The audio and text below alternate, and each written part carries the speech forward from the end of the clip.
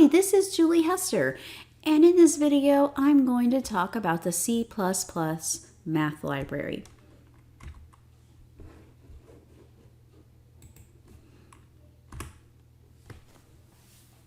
So the C++ math library has many built-in functions for standard mathematical calculations.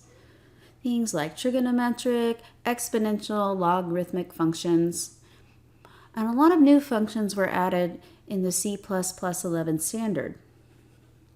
To use the math library, all you have to do is include CMath, the CMath header file at the top of your program. And then when you want to use one of the math functions, you'll just pass one or more parameters to the function, and then the function will return a value. You can assign that value to another value, display it on the console window, or whatever you need to do. Let's first talk about the square root function. And this function is really easy to use. It's called sqrt. And to call this function, we're going to pass either an integer or a floating point number to the function. And after we call the function, we can assign the result to another variable. So it looks something like this.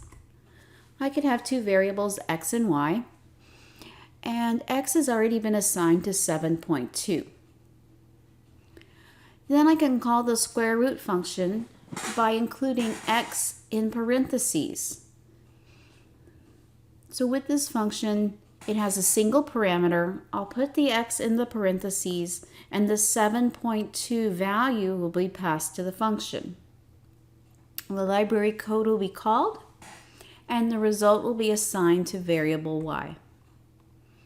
Then I can display y, and I'll see something like this, 2.68328.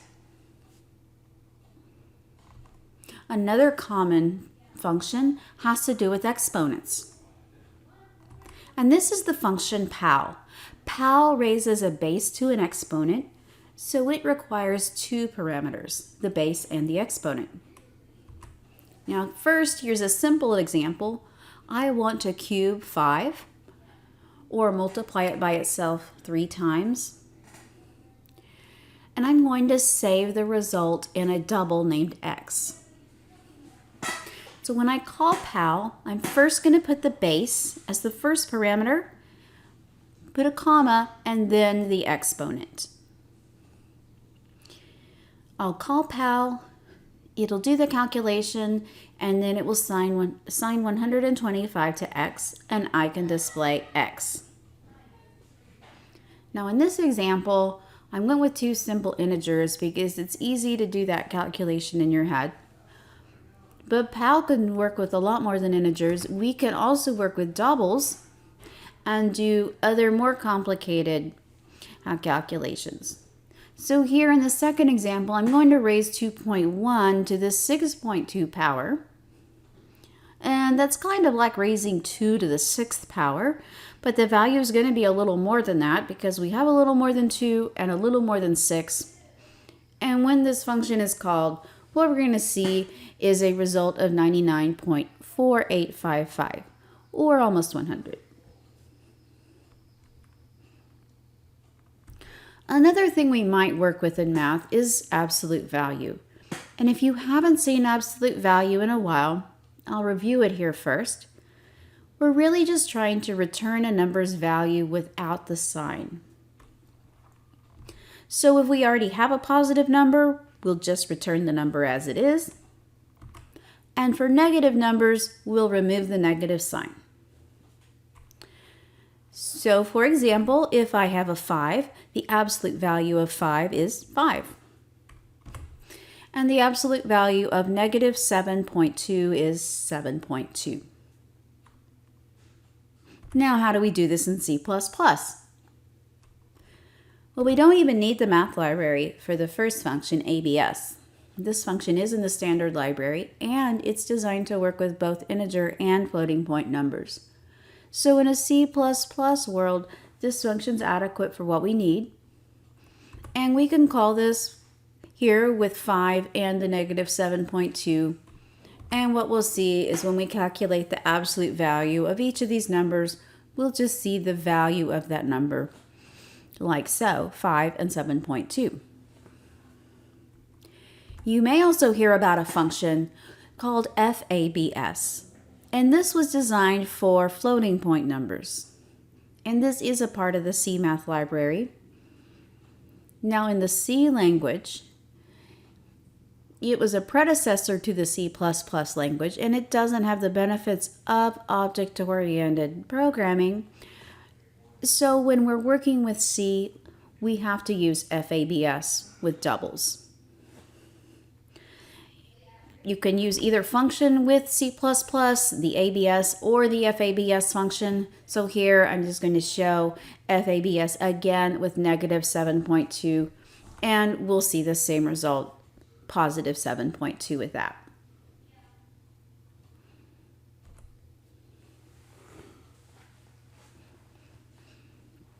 Now sometimes we have a more complicated formula and we need to combine functions. So for example, the Pythagorean Theorem is how we can calculate the side of a triangle. So if we have a right triangle and we know the length of two of the sides, we can calculate the length of the third side. So I'm going to look at this from the perspective of the hypotenuse, which is side C. And to calculate side C, I'm going to square A and add it to the square of B. And then I'm going to take the square root of all of that. So how do I translate this into using C++ math functions? Well, what I'm going to do here is I'm going to use one math function call and get the result of it and use that result as a parameter for another function call. And this is what I mean. I'm going to start out with three variables, A, B, and C, and they're all going to be doubles. Then I'm going to build the formula. So we want the square root of A squared plus B squared. So I'm going to start on the inside part of the formula, and I'm going to calculate A squared by calling pal with A, comma 2. And then I'm going to calculate B squared by calling pal B, comma 2. I'm going to add those two results together, and then by using parentheses, I can take this whole sum right here and calculate the square root of it. That's going to give me the value of the side C, or the hypotenuse. Then I can display that value, and I'm going to see my 3, 4, 5 triangle with a hypotenuse of 5. Now pal and square root are designed to work with doubles, and I created variables A, B, and C as doubles. But this is one of those special triangles where each side happens to be an integer value. This process would work fine if I was working with other numbers that weren't all whole numbers.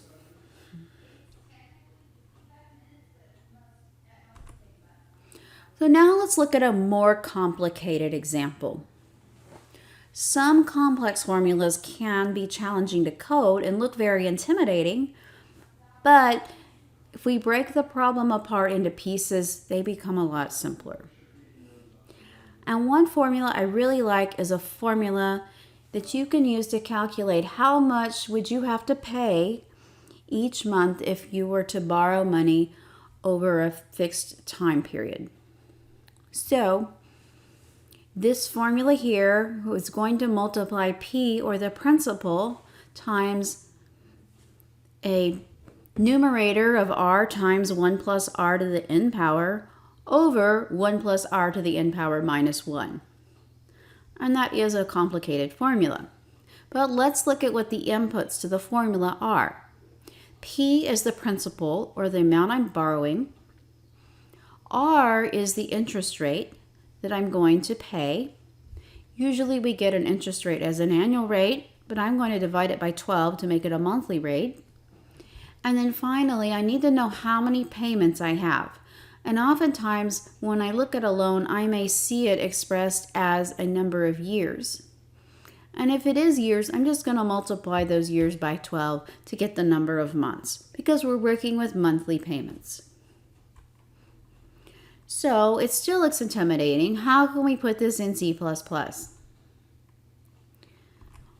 Let's take an example of borrowing $12,000 at a 6% annual interest rate for 5 years. I'm going to break this problem down into steps. First, set up the variables. We have 3 things we're looking at here. The first one is the amount borrowed. That's called principal when we're working with finances. So I'm going to create a variable called principal of type double. With money, I'm usually going to use a double because we're usually working with dollars and cents. This number doesn't happen to have cents, but other calculations I'm working with may, so I'm going to leave this one as a double. Next, I want to look at the interest rate. Now, it's a 6% annual rate. And when we take a percentage, we can't write 6%. We have to take the 6, divide it by 100, and convert 6% to 0.06. That's the rate I pay per year. But how much do I pay per month? I'm going to divide the 0.06 by 12, and that's going to give me my monthly interest rate. I'm going to store that value in a variable called rate. That is a data type of double. And then the third thing I need is the number of payments.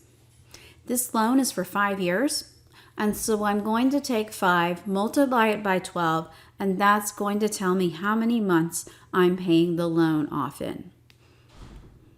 Months are going to be integer values. We're not going to make payments over 4.5 months or something like that, so I'm going to leave this value as an integer. So, to summarize my variables here, I have a double for the amount I'm borrowing called principal. I have a double for my interest rate per month called rate. And then I have an integer called num for the number of payments. Now that we have our variables set up, let's go ahead and take that complicated formula and build the mathematical expression. So let's look at that formula. And one thing I notice if I look at it more carefully is there's a part on the numerator that looks a lot like a part on the denominator. And that's this part right here that says 1 plus r. We're going to add those two values and then take it to the nth power. So because this is repeated, once I figure out how to do it on one part of the formula, I'm already going to have it figured out for the other part.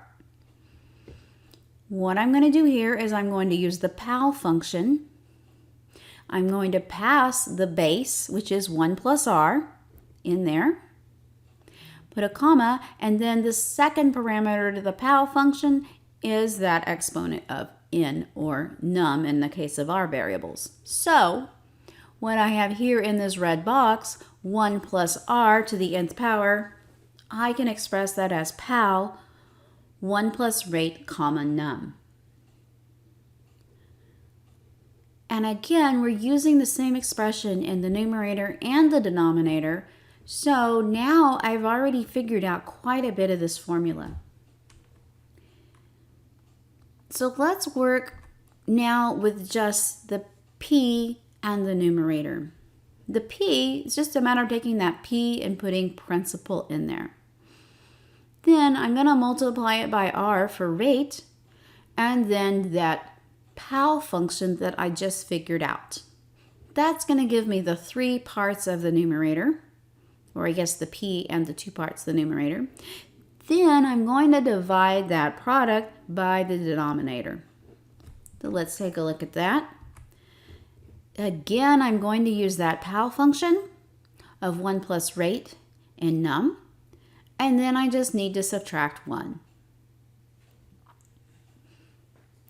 Now, working with this, there are places where I do need to use parentheses to make sure I have the correct order of operations. Like for example, in the denominator, I want to make sure that I do the subtraction before I do the division. So I do need to put parentheses around the entire denominator. And parentheses is one of those things where you can always add extra parentheses for clarity. Now, when I build this function and I write this mathematical expression, I can execute that statement, and then I'll get a result, which is my monthly payment. I'm going to display it here in a fixed format with 2 decimal places, and I can show that the payment for the $12,000 loan at 6% interest over 5 years would be $231.99.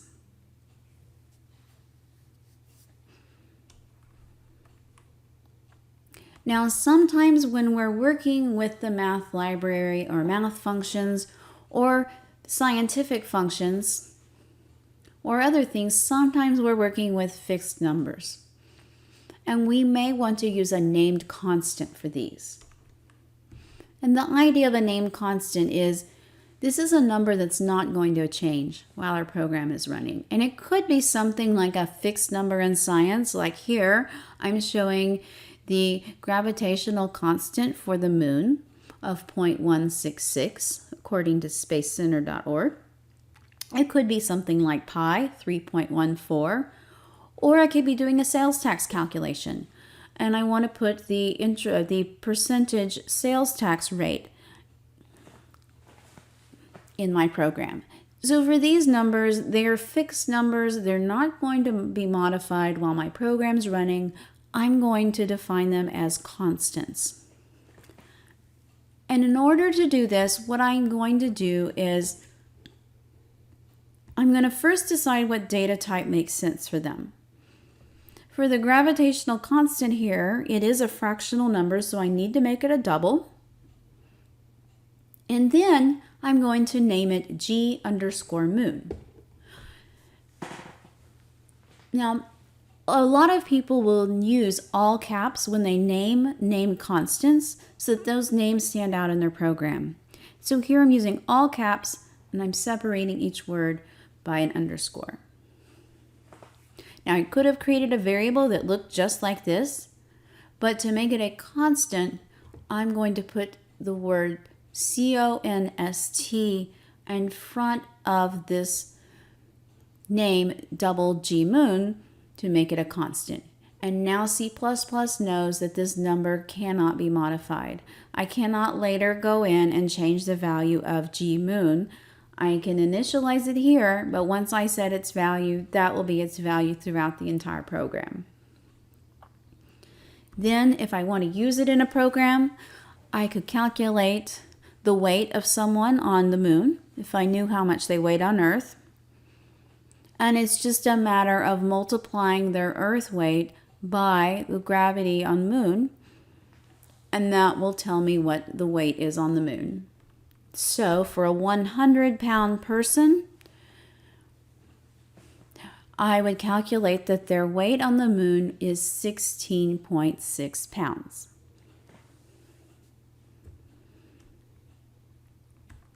Now, how does this work with the math library? Well, there are some constants that you can use that are built into the math library. But previous to the C++20 standard, this was really not a standardized thing. This is something that a lot of people would build into compilers, and so it's often included but not part of the language standard. And so in the C math library, you can use constants for things like pi and logarithmic e by using m_pi and m_e. But you're not going to get those constants automatically.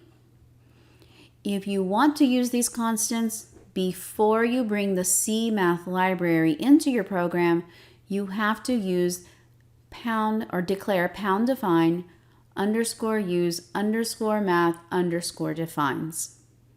And if you define that symbol, when you include the C math library, you will then get these constants, and now you can use those constants in your program, and I think they have about 16 or 20 digits, something like that. So they're taken out to a pretty precise level. A lot of people have complained that this has not been as part of the C++ standard. So with the C++ 20 standard, some of these values have been defined as part of the language, and they are in the header file numbers. The compiler you're using may not have all of the standards for C++ 20 built in, so you may not have that available yet. I use Visual Studio, and what Microsoft does is release different parts of the standard as they go. So as the year, as the months go on for the year, Microsoft comes out with different releases, and more of the C++ standard is incorporated into the compiler for Visual Studio. So those are a few things that you can do with the math library. There are a whole lot more functions, but if you get comfortable using things like square root and pal, then you should be able to use any of the other math library functions without any trouble.